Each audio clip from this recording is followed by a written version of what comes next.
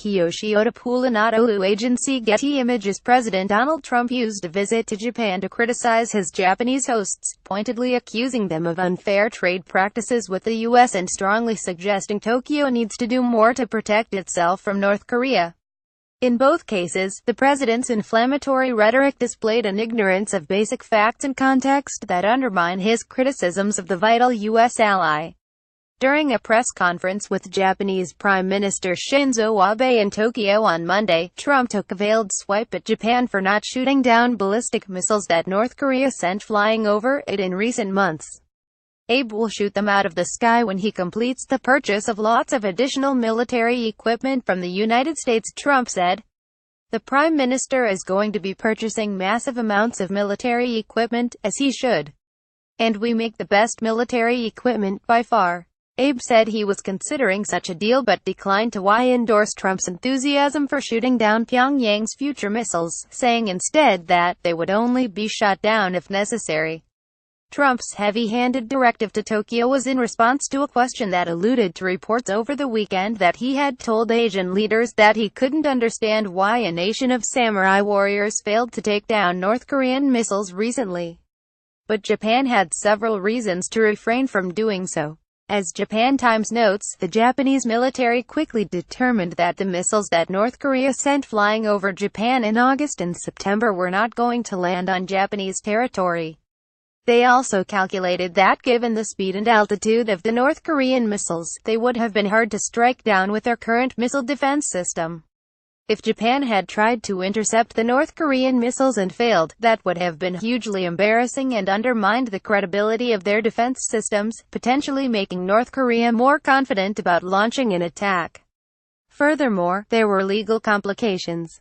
As Noboru Yamaguchi, professor of international relations at the International University of Japan in Niigata, told the New York Times, Japan is legally only able to intercept a missile if 1. its citizens are actually in danger or 2. if one of its allies is being attacked. North Korea's missiles were test weapons and were not equipped with live warheads. And in addition to all this, Abe would likely need approval from Japan's parliament to intercept North Korean missiles, according to Yamaguchi. Trump accused Japan of cheating on trade, but his argument is not persuasive. While in Japan, Trump also accused Tokyo of taking advantage of the U.S. with its trade practices, especially in the automotive sector. But here too his criticism has been at odds with reality. We want fair and open trade. But right now, our trade with Japan is not fair and it's not open, Trump told Japanese and U.S. business executives in Tokyo on Monday. The U.S. has suffered massive trade deficits with Japan for many years. Many millions of cars are sold by Japan into the United States, whereas virtually no cars go from the U.S. into Japan. There are a few things to point out about Trump's comments here.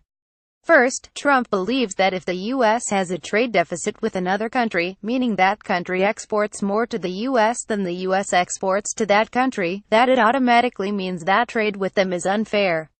Takatoshi Ito, an economics scholar at Columbia University, says that elementary trade theory tells you that is not true. Ito says that Japan is open and fair in its trade, and operates in accordance with rules laid out by the World Trade Organization with the exception of the way it handles its agricultural goods.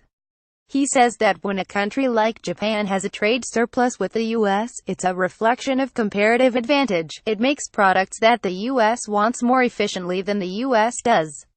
As for Trump's concern that American cars do very poorly in the Japanese market while Japanese cars do well in the American market, analysts say that it's mainly about consumer preference, not unfair trade practices. Caroline Freund, a senior fellow at the Pro-Free Trade Peterson Institute for International Economics, points to the fact that Germany sells more cars to Japan than Japan sells to it. The Japanese market is accessible provided U.S. producers make a car that appeals to the Japanese people, Freund says. In other words, the real issue isn't that Japan is blocking auto imports, it's that the U.S. needs to make better cars.